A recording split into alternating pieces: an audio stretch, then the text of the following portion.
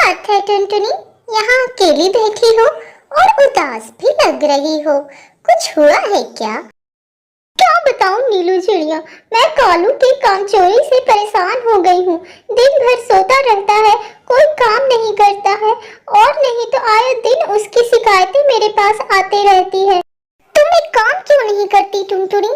तुम कालू को किसी के यहाँ काम पे लगा दो, ऐसे वो उल्टे पुल्टे हरकतें करना बंद कर देगा। मीनू, मैं बहुत के यहाँ काम पे लगा चुकी हूँ, लेकिन वो किसी के यहाँ काम पे टिकता ही नहीं है। मैं करूँ तो क्या करूँ? कालू चिड़ा दिन भर सोता रहता था। वो घर का भी कोई काम नहीं करता था, ना अनाज लाता था। शाम होते ही अपने दोस्तों के साथ घूमने के लिए निकल जाता था और दिन भर अपने दोस्तों के साथ गप्पे लड़ाया करता था। एक दिन वो अपने दोस्तों के साथ आम के बगीचे में जाता है और वहाँ आम चोरी करने लगता है। अरे कालू भाई, वो वाला आम देखो ना, वो वाला आम तोड़ो, वो बहुत ही स्वादिष्ट लग रहा है। अरे हाँ भाई हाँ, वो वाला आम। क्या ये वाला मुन्ना भाई, ये वाला कह रहे हो? ये मुझे भी बहुत स्वादिष्ट लग रहा है, इसको तोड़ता हूँ, रुको जरा। हाँ देखो, वो बहुत ही रसीला और स्वादिष्ट लग रहा है और बड़ा भी है, वो खाने में बहुत मजा आएगा। तभी वहाँ बागीचे का मालिक लाला आता है।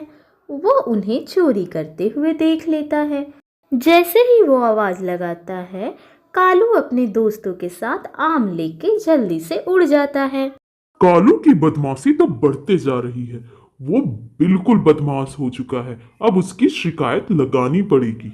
टुनटुनी, तुम्हारा पति बहुत बदमाश हो चुका है। वो आए दिन मेरे बागीचे में आम चोरी करने आता है और तो अपने दोस्तों को भी लेकर आता है। लाला जी, मुझे माफ कीजिएगा, अब आपको ऐसी शिकायत नहीं मिलेगी।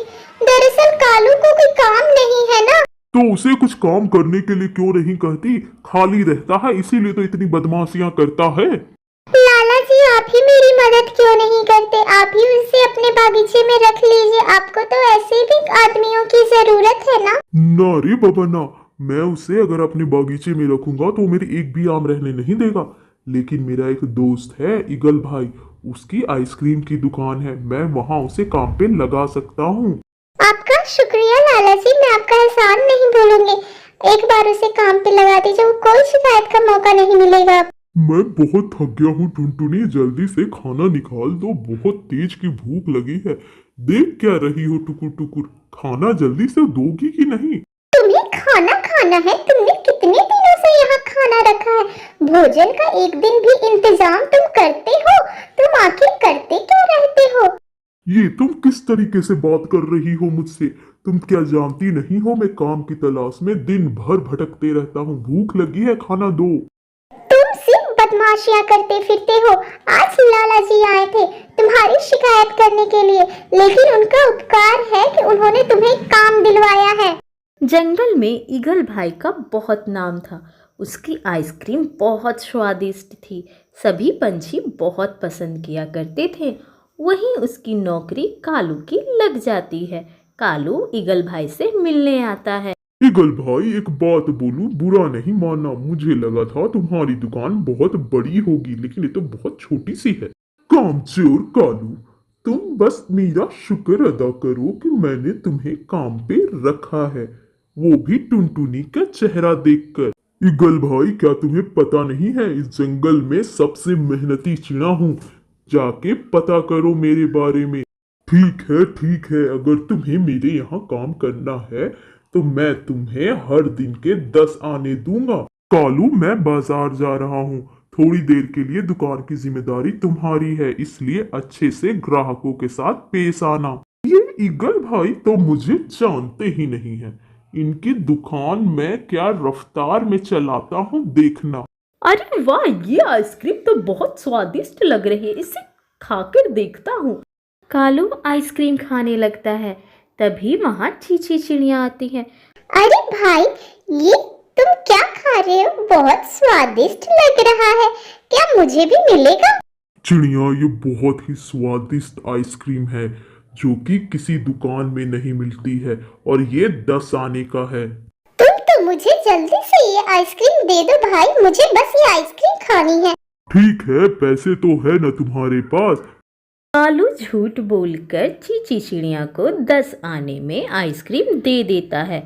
चींची चिड़िया आइसक्रीम लेकर खुशी खुशी वहां से चली जाती है और 10 आने भी दे देती है। फिर वहां नीलू चिड़िया आती है और बोलती है, अरे भाई, तुम आइसक्रीम से क्या बातें कर रहे हो? चिड़िया, ये ऐसी वैसी आइसक्रीम नहीं है, ये जादुई आइसक्रीम है। पता है, ये हमारा भविष्य बताती है। क्या बात कर रही हो? ये आइसक्रीम भविष्य बताती है? तो मैं भी इसे खरीदूंगी। बताओ कितने का दे रहे हो?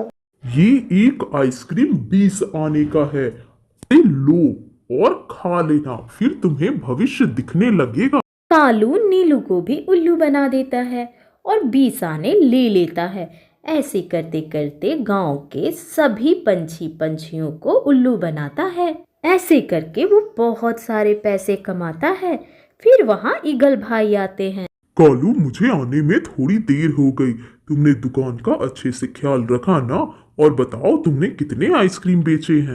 आप देख लीजिए ईगल भाई, मैंने आपके सारे आइसक्रीम बेच दिए हैं। मुझसे बड़ा मेहनती इस जंगल का कोई नहीं। अरे वाह कालू, मैं तो तुम्हें बेवकूफ समझ रहा था, लेकिन तुम तो बहुत होशियार निकले हो। मैं तुमसे बहुत खुश हुआ। तभी वहां चींची चिड़िया आती है और ईगल भाई को सारी बातें बता देती है। और फिर नीलू चिड़िया भी पहुंचती है। वो भी बताती है कि कालू उसे कैसे उल्लू बना के पैसे लेता है। ईगल भाई, ये बेवकूफ है तो मैं क्या करूं? आप इनसे पूछ लीजिए। मैंने पैसे भी लिए हैं और इन्हें आइसक्रीम भी दिया है। आप बस ये देखिए कि आपकी कमाई कितनी हुई है। तभी वहां सभी पंछी इकट्ठे होते हैं और कालू की शिकायतें लगाते हैं। कालू मौका पाते ही वहां से निकल जाता है और वहां से उड़कर चला जाता है। कालू पिटाते पिटाते बचता है। टुनटुनी, आज तो मैं बाल बाल बच गया हूँ, नहीं तो आज मेरी बहुत पिटाई होती। लेकिन तुम मुझसे नहीं बचोगे। लाला ने मुझे सब बता दिया है।